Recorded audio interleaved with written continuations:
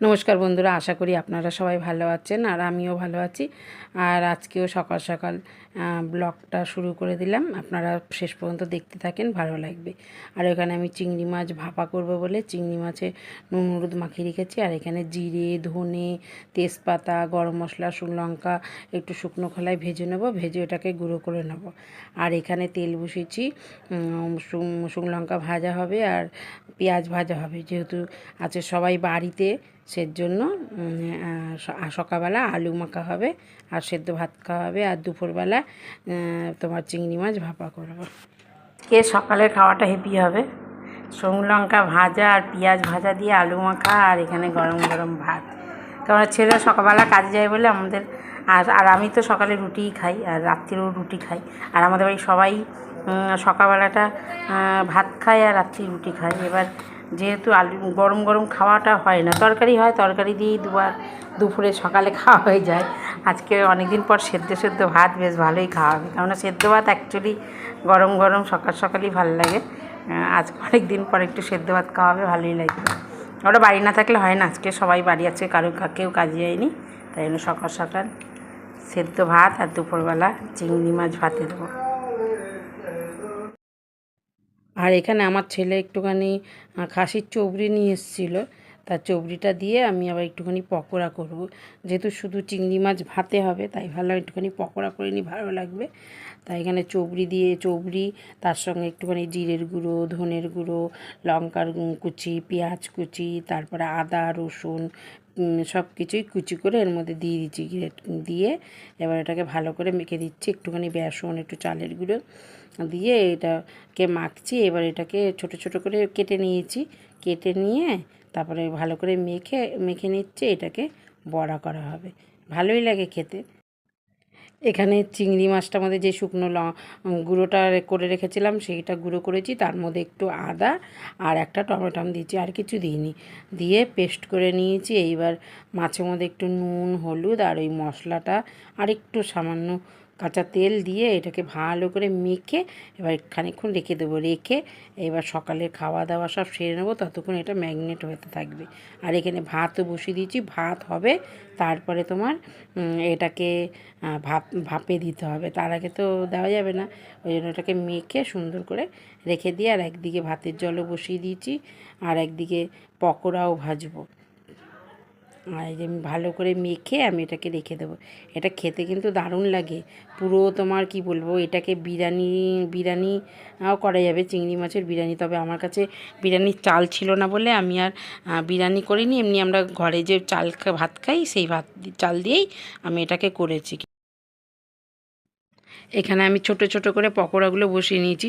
এটা ছোট ছোট করে করলেই ভালো লাগবে, তাহলে ভেতরটা বেশ ভালো লাগবে। আর বেশি বড় বড় করলে কাঁচা কাঁচা লাগবে।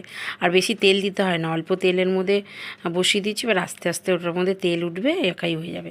আর আমার ওইটা বড়াটা আস্তে আস্তে হতে হতে আমার এদিকে কাজগুলো সেরে নেবো, তাই দেখাচ্ছি। লঙ্কাগুলো আজকেই এনেছে, তোমাদের দাদা এনে দিল, তাই লঙ্কাগুলোর বোটাগুলো ছাড়িয়ে রেখে দেবো। আর এখানে আমার এই যে বাসনগুলো যে দেখালাম, সব বাসন মেজে ধুয়ে তুলে রেখেছি। আর একবার বড়াটাও হয়ে গেছে, আর একবার দিয়ে দিচ্ছি বড়া। আর এদিকে ভাতও প্রায় হয়ে এসছে। আর এই যে এখানে লঙ্কার বোটাগুলো ছাড়িয়ে রেখে দিচ্ছি। আমি রান্না করতে করতে দাঁড়াতে বসতে ভালো লাগে না, আমি রান্না করতে করতে আর একদিকে কাজও সেরে ফেলি, ওতে আমার সুবিধা হয়, তাড়াতাড়ি হয়। এখন আমি মাছটা ভাতে দেবো, কেমন করে দিচ্ছি আপনারা দেখেন। আর এই কাজটা ভাতটা পুরো গরম গরম থাকতেই করতে হবে, ভাতে গড় দিয়ে তুলে সঙ্গে সঙ্গে করতে হবে, যেহেতু ভাতের গরমেই মাছটা সেদ্ধ হবে। আর এখন আমি এটা করছি, আর আমার বৌমা ভিডিওটা করে দিচ্ছে। এমনিতে তো ভিডিও করে না, কিন্তু রান্না করলেও আবার করে দেয়, বলে তুমি যখন থাকবে না তখন আমি এই ভিডিওগুলো দেখে আমরা এই রান্নাগুলো করে খাবো। যেগুলো মোটামুটি ওর ভালো লাগে খেতে, সেই ভিডিওগুলোও করে দেয়, কেননা ওগুলো দেখে দেখে পরে নাকি করবে, সেজন্য ওই জন্য ও ইসেটা ধরেছে, ফোনটা ধরে ভিডিও করে দিচ্ছে। আর আমি এদিকে মাছটা আপনাদের দেখাচ্ছি কেমন করে করছি। তা আমি দুটো লেয়ার দেবো, এমনিতে একটাই দিই, কিন্তু আজকে অনেকগুলো মাছ আছে বলে দুটো লেয়ারে করব। এই যে একটা তোমার লেয়ার দিয়ে মশলা কিছুটা দিয়ে এবার ওর উপরে আবার ভাত চাপিয়ে দেবো। আর একটুখানি সর্ষে তেল দেবো, যেহেতু মাখার সময় না একটু তেলটা কম দিয়েছিলাম, যার কারণে উপর দিয়ে একটু মাখার সময় একটু বেশি করে তেল দিলে আর উপর দিয়ে না দিলেও চলে, কিন্তু আমি ভাবলাম একটুখানি উপর দিয়ে দেবো, বেশ ভালো লাগবে। সর্ষে তেলের কাঁচা গন্ধটা সে ইসের মধ্যে ভাপার মধ্যে ভালো লাগে, ওই জন্য আমি উপর দিয়ে একটু আবার সর্ষে তেল দিয়ে দিলাম। এইবার আবার আমি ভাত দিলাম। এটা এটা অ্যাকচুয়ালি চিংড়ি মাছের বিরিয়ানি বলতেও পারো, কারণ আমার খালি চালটা ভালো ছিল না, তাই জন্য। আর চালটা যখন মানে ভালো চাল দিয়ে এটা করা যাবে, তখন উপর দিয়ে একটুখানি পেঁয়াজ ভেজে পেরেস্তা ছড়িয়ে দিয়ে গরম মশলা ফসলা যেগুলো দেয় বিরিয়ানিতে সব কিছুই দিয়ে নামালে ওটা আরও বেশি ভালো লাগে। ওটাও আমি করি, তবে চালটা ছিল না বলে ওইটা আর করলাম না, নর্মালভাবেই খেলাম। আর এটা খেতে আমাদের বাড়িতে সবাই খুব ভালোবাসে। আর এটা কিন্তু এখনকার নতুন রান্না না, এটা আগেকার অনেক পুরনো রান্না। এটা আমার শাশুড়ির হাতের রান্না, আমার শাশুড়ি করতো, সেটাই আমি করি। আর এটাতে একটুও জল যাবে না, কেননা নালে জল দিলে খেতে ভালো লাগবে না, ভাতটা জল জল করবে। এবার উপর দিয়ে আবার ভাত চাপা দিচ্ছে। এটা পুরো গরম ভাপেই হবে, যেমন বিরিয়ানিতে আগে রান্না করে নিয়ে তারপরে দিতে হয়, কিন্তু এটা যেহেতু চিংড়ি মাছ আর ইলিশ মাছটা, এটাতে বেশি জাল লাগে না, যার কারণে পুরো গরম ভাপেই হয়ে যাবে। এইটা সেম প্রসেসে ইলিশ মাছও আমরা করি আর চিংড়ি মাছটাও করি। এটা আমার শাশুড়ির হাত থেকে আমি শেখা, অনেক পুরনো রান্না, কিন্তু এখন সবাই বিরিয়ানি বিরিয়ানি বলে, আমরা এটাকে ভাপাই বলি। চিংড়ি মাছ ভাপা, ইলিশ মাছ দিলে ইলিশ মাছ ভাপা।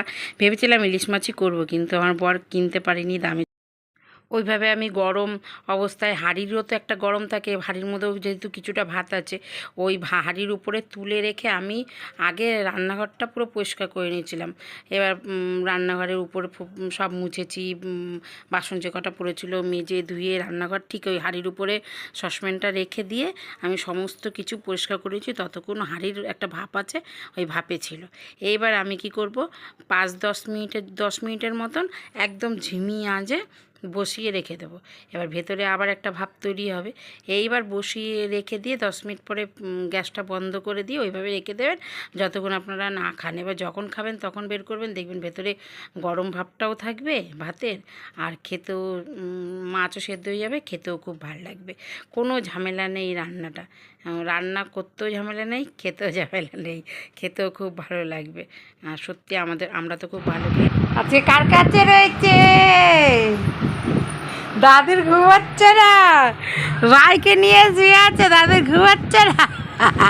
হ্যাঁ, দাদু ঘুমাতে পারছে না তোমার জন্য, তুমি দুধ করছো। দাদুর চোখে দেখ ঘু চলেছে, দেখ দেখ ঘু চলেছে, ভয় হচ্ছে দাদু, কিন্তু ভাইকে রাখতে হচ্ছে যেহেতু আমরা কাজ করছি। আর ভাই আরামে দাদুর কোলের মধ্যে রয়েছে। না ভাই, কী করছো তুমি? ভাই দাদুকে মারছো, লাত্তি মারছো, লাত্তি? হ্যাঁ, লাত্তি মারছো দাদুকে? কেন কেন মারছো দাদুকে? মারে দাদুকে, মারে কেউ? হ্যাঁ, আমি ভাতটা বন্ধ করে রেখে ছান করলাম, পুজো দিলাম, আমার অনেকটা সময় হয়ে গেছে বলে। ভাতটা গরমই আছে, তবুও ওইভাবেই ঢাকা ছিল, কিন্তু ভাতটা বাড়ার পরে গরমই আছে, ঠান্ডা হয়ে যায়নি। কিন্তু ভাপটা অতটা নেই, যেহেতু অনেকক্ষণ পরে এসছি। দেখেন কি সুন্দর গলেছে। আর এত সুন্দর খাবার দেখে দাদার আর তর সইছে না, ঝট করে নিয়ে খেতে লেগে গেছে। আর এই খাবারটা খেতে ওরা সবাই ভালোবাসে। এই যে বেড়ে দিচ্ছি, আর বড়াটাও নেবে না, বলছে আমার এতেই হয়ে যাবে। যেহেতু এটা ভালোবাসে, বলছে আমার ওটাতেই হয়ে যাবে, আমার আর বড়া লাগবে না। তাও একটা দুটো নিয়েছে, আর আমি আর আমার ছেলেই বেশি খেয়েছি বড়া দিয়ে, ভাতটা দিয়ে মেখেই ওই খেয়েছি। খেতে খুব ভালো লাগছে। আমি একটুখানি খেয়ে আপনাদের দেখিয়ে দিচ্ছি রিভিউটা, যে ভালো কি খারাপ আপনারা দেখলেই বুঝতে পারবেন। হেবি সুন্দর লাগে খেতে, আপনারা বানিয়ে করে খেয়ে দেখবেন, ভালো লাগবে। আমার ভিডিওটা এই পর্যন্তই।